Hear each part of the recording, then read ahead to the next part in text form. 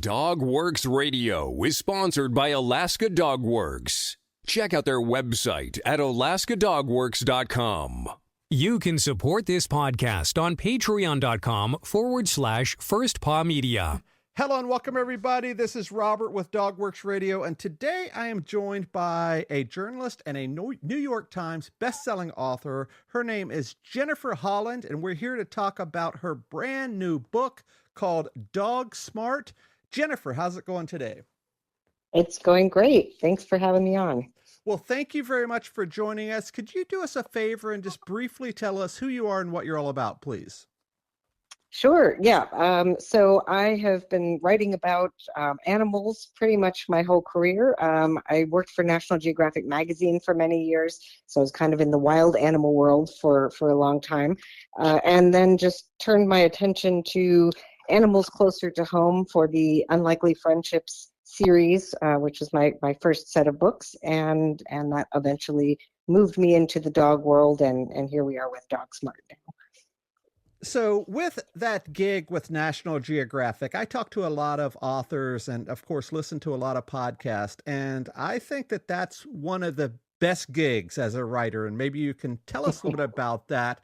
What is it like to write for a huge publication with a heck of a lot of clout like that one? Yeah, it was, I would say, especially, a decade or so ago when print media was still a little bit less. Actually, I guess it's been longer than that now, but it was a fantastic gig for a very long time. I was extremely lucky to be able to work for that particular magazine. I did a lot of the kinds of traveling and the kinds of field work that you sort of think of when you think of the old National Geographic, and really just got to get into the wild and have opportunities and adventures and then come back and write about it. So no complaints. It was a terrific, really exciting time to be a writer.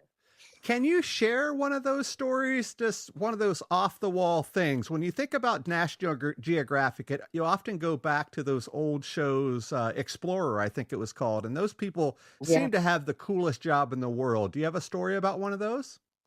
Yeah, sure. It's hard to choose, but I did a story about sharks and spent time in the Bahamas on a boat, living on a boat and diving with tiger sharks. No cage or anything. We were just right in there with them, and lots of other species of sharks also were coming around. So that was a pretty intense adventure. I was in Papua New Guinea and spent about 3 weeks living in the forest with the villagers and the bushmen. We sat around the fire at night, and the guys were carving spears around the fire, and just being around people just with completely different lives and completely different experiences was an incredible thing, and just beautiful places, really, really amazing places.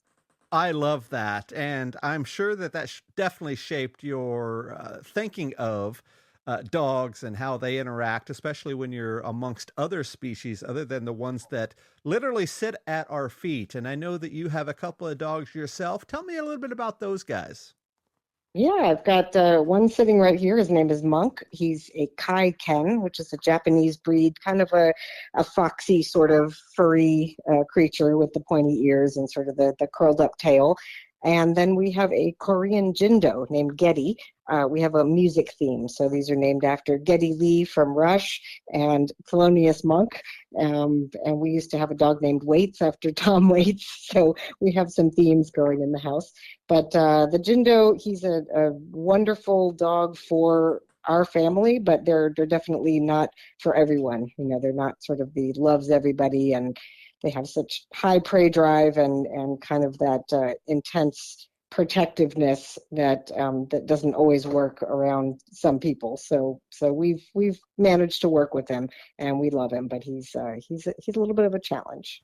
And you're right; those are two relatively rare breeds. In all of the years I've done dog training, I don't think I've seen but maybe one or two of those guys. So I guess this will lead right into when we talk about your book, but why did you choose those two breeds over all of the others? Did they just sort of fall in your lap, or is there a story there?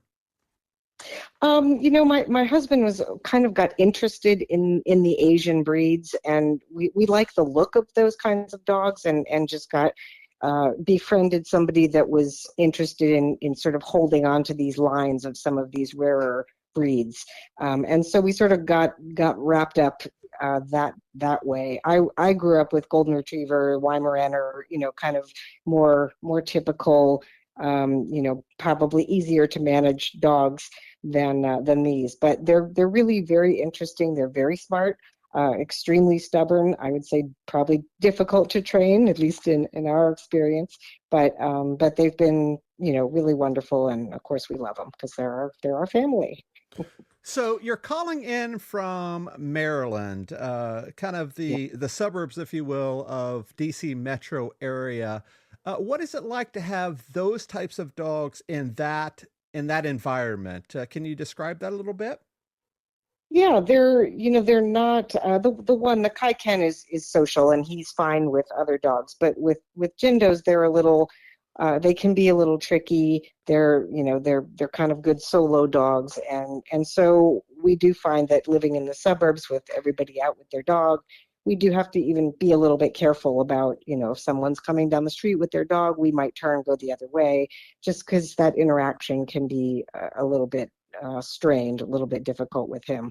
But generally they're fine. They're pretty low key, relaxed dogs, and they seem pretty content to hang around the house. And we have a fenced in yard, so they get time outside, and they'll play with each other, wear each other out. So it's all been good.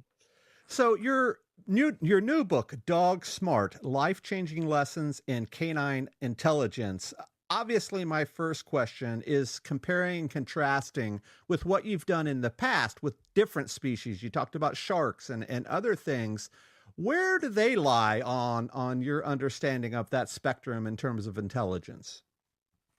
Yeah, it's been an interesting sort of journey learning about that, because I I've come to sort of see the spectrum differently. I don't really see it so much as this animal is smarter than that animal, because the way I approached the subject was to think about what does it mean to be smart for that particular species in that world that they live in and the niche that they fill, and seeing dogs as clearly very, very successful animals, since there's something close to 1 billion of them on Earth from what I've been told, and even the ones that live on the street, there's more of those than anything, and that was a bit of a surprise to me that the vast majority of dogs are not our pets. They're the ones that are in villages and living on the street, and kind of filling that niche that probably the early dogs filled, trying to take advantage of the humans and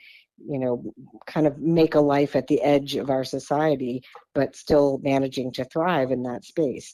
And so that kind of adaptive intelligence, I call it in the book, became kind of a key piece of it for me. And then I looked at things like olfaction. For a dog, they have olfactory intelligence. That's such a major way that they deal with and navigate the world. Emotional intelligence, their social intelligence and ability to communicate with one another is incredibly interesting and subtle, and robust. And so I really wanted to kind of pluck out these different types of intelligence that aren't just about whether they respond to our commands or learn tricks and that sort of thing. So I think they're certainly very intelligent, and other mammals I think are similarly intelligent in their own niche that they fill. But dogs kind of have this special aspect to them because they have become our best friends, and so they sort of exist in a slightly different frame than I think other mammals do, and that's what makes them so interesting.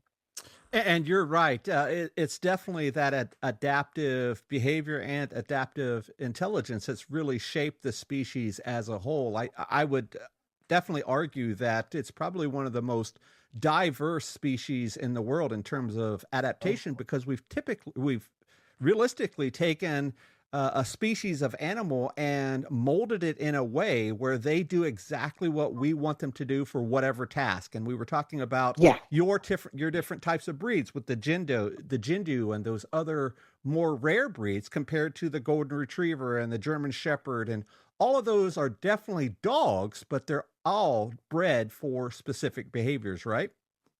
Yeah, absolutely. And it is fascinating just to look at the spectrum of dogs and just sort of, marvel at how incredibly diverse they are that way. And of course, that was mostly our doing, with all of the selective breeding we've done to get all these sort of crazy sizes and shapes and behaviors.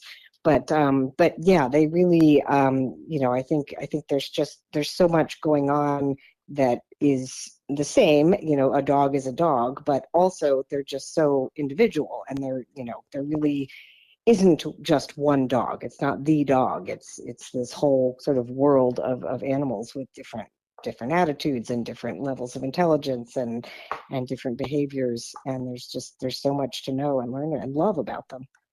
So let's talk about a little bit of the process of writing your book. I'm looking at the PDF version right now. I have not gotten the hard copy, and that's typical Alaska shipping. It takes forever to get anything up here. But so I may be dealing with a copy that wasn't quite ready for print. I'm not sure. But as I'm looking at the table of contents, it's broken down kind of in concise sections. How did you decide on sort of this timeline or this process? I initially I was kind of thinking of literally breaking it into olfactory intelligence, emotional intelligence, communicative intelligence, and kind of covering each of those by going out and finding dogs that kind of represent those types of intelligence and looking at how they navigate. But it was much more complex than that, as books usually are. And I just found that there was just a lot of interesting threads and ways of weaving things together. And so it kind of ended up breaking off into, it's not nearly so simple and straightforward in terms of how it's structured. But it's filled with, there's a lot of science in it, but it's very approachable science. It's very much for anyone. And then there's a lot of field work. I was able to go out and spend time with people and their working dogs of all sorts so that I could get a sense of how they learn, what they're capable of, and then there's also a lot of personal stuff in there because I did have a learning experience through this reporting that I wanted to share, and just funny stories about my own dogs and things that I think people can relate to. So it's kind of I think a nice mishmash of stuff that any dog lover would probably find something to love in it. So let's break that down, if we can, Jennifer, into those few sections and maybe give an anecdote or two about them. You had said emotional intelligence, olfactory, obviously that personal side. What was the other one?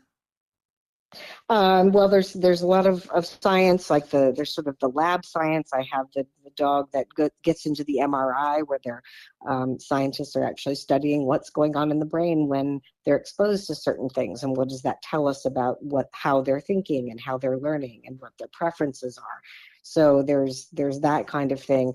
With the olfactory, I spent time with trainers who take their dogs out for things like conservation, conservation dogs, so dogs that are out trying to sniff up the scat of a particular species that we're interested in testing sort of how they're doing and how many are there.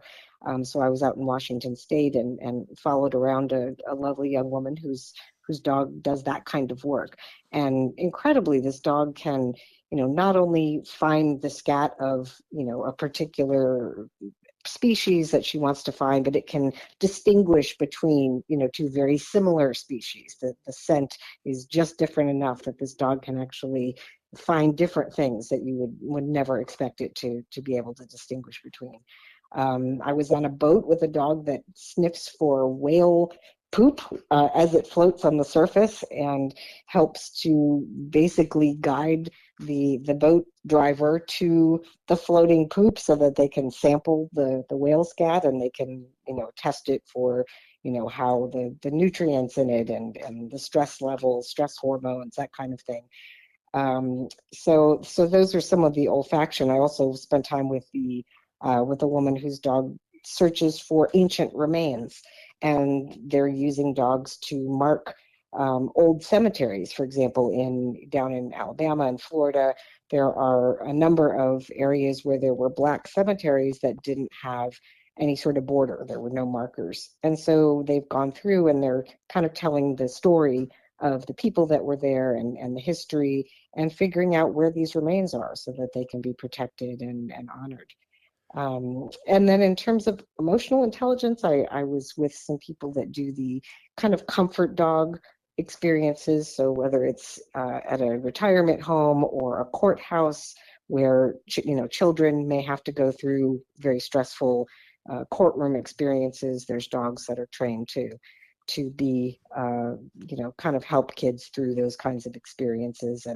And there's just something special about those dogs. They really, as much as they're trained to do the thing that they do, there just really seems to be more going on. There's something deeper there in that connection that dogs have with people that I think it's not just about trained behaviors with these animals. Yeah. And seeing eye dogs, I'm sorry, go ahead. No, I was just going to say, just on those two facets of dog behavior or dog intelligence, or just as a species as a whole, they are definitely very different lines of work, if you will. So I guess the next question in regard to that is, what did you see about the interaction between the human and the dog in those two very distinct uh, job scenarios, if you will?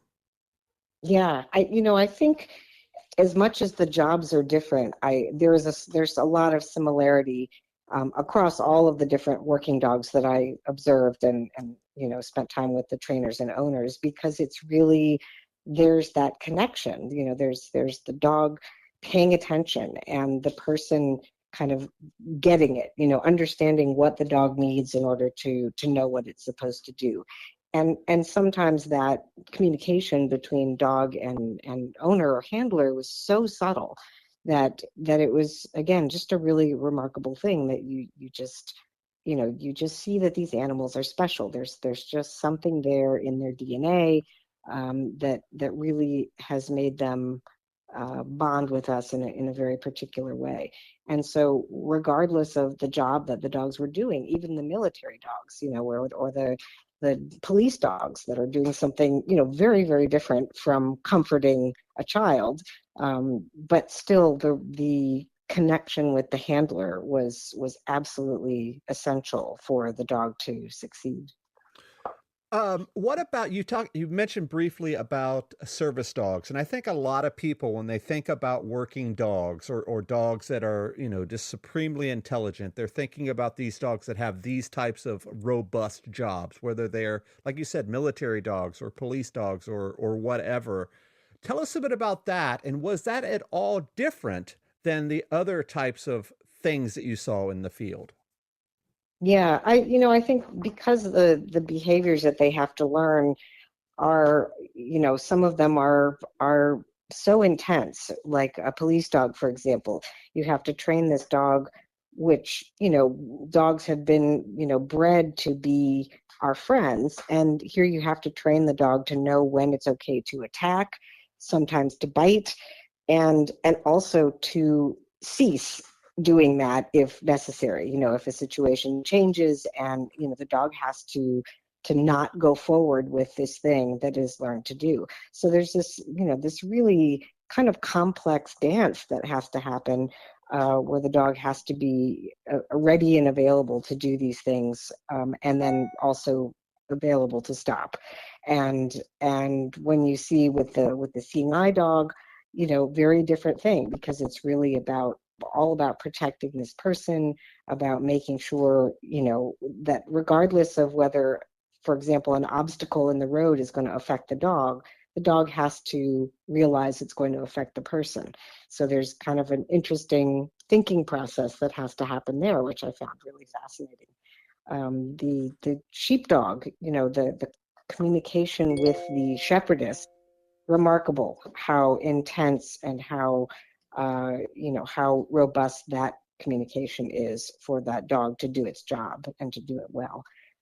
So really, really all kinds of working dogs with very, very different jobs, and just an amazing thing to see them all thrive in those positions.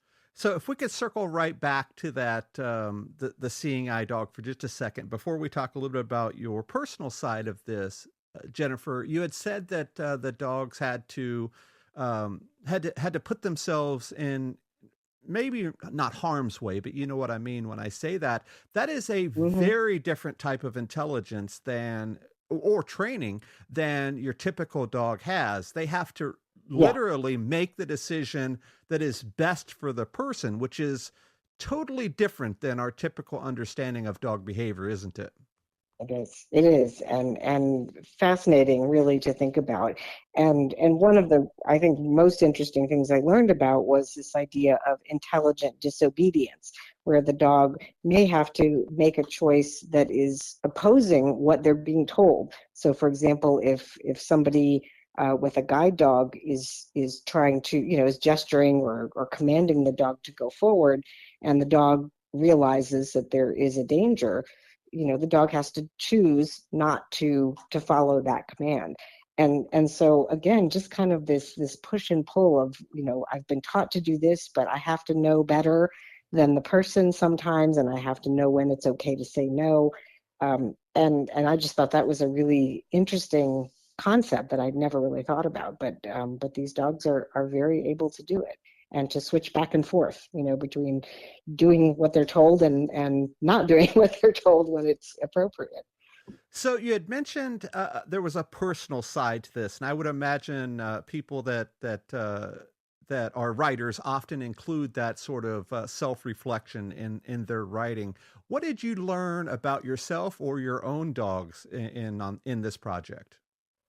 Yeah, I found a number of ways to get at that, and I think in part there's a dog in the book, not one my dog, but a dog belongs to a friend, and I just because of the timing of my travels, and at the time my father was living in a nursing home near these friends, and I would stay with them whenever I would go to spend time with my dad, and their dog was a mountain cur, beautiful dog, really amazing dog. But I kind of found him to be a great teacher because over time I practiced a little bit of what I was learning, and I thought a lot about how you communicate with a dog and how do you become friends with a dog that isn't sure about you. And then ultimately, this dog became a great comfort to me and was really important to me each time I would go and deal with this kind of stressful and sad situation. So that dog is part of the story. I brought in the story of a dog we had previously when he wandered off once, and I had to think a lot about whether dogs really have a good sense of direction and what do we know about their intelligence in that regard. He certainly didn't. In that case, we had to go find him, but it opened up a door for me to research that and to learn a little bit more about that. Kind of wayfinding that some dogs do better than others, and my own dogs, just some funny stories, but also some interesting dynamics between them that I have come to pay more attention to. I find that I'm much more patient with them than I was. I've really tried to, as I say in the book, give them back a little bit more of their dogness. So whenever I can now, I'm less apt to pull them along on the leash and say, let's go. I want them to spend time sniffing, for example, to really get to use the tools that they're equipped with that are, help them to see the world they do. And so I really bring in a lot of moments, I think, where I'm learning how to be a better owner to my dogs and kind of let them do things that make sense for them and that help their intelligence to thrive as well. Jennifer, you may have already said this, but I always like to end our show with a really good takeaway, something that a nugget that somebody can attach themselves to really hit home. And of course, we want everybody to go out and buy your book and read all the stories and all of that. But if you could give just sort of that 30-second takeaway for this, what would you say? Yeah, I would say that giving, it's not so important whether dogs are smarter than other animals, but what I think is important is what does it mean to be smart in the world that the dog lives in. And that world is different from ours. They walk alongside, next to us, but their sensory experience is very different. The things that are important, the way they make decisions.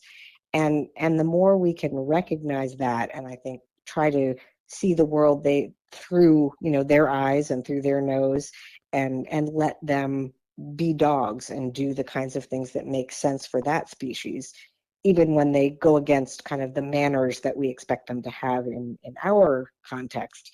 I think that's really positive for them. It's good for their mental health, it's good for their physical health, and I think it's especially good for our relationship with our dogs. So Jennifer, before we tell folks where they can buy the book, where can they best connect with you? Probably the best place is my website, jenniferhollandwriter.com. And there is actually a way to reach out to me directly. You can see some of the articles I've written and connect with my Unlikely Friendships book series as well on the website. And I'm not so great with other social media. I know I should be, but that's probably the best way to reach me. And with that, is that the best place to buy the book, or can you get it on Amazon and all of those other places? Yeah, it's on Amazon. It's on Barnes & Noble.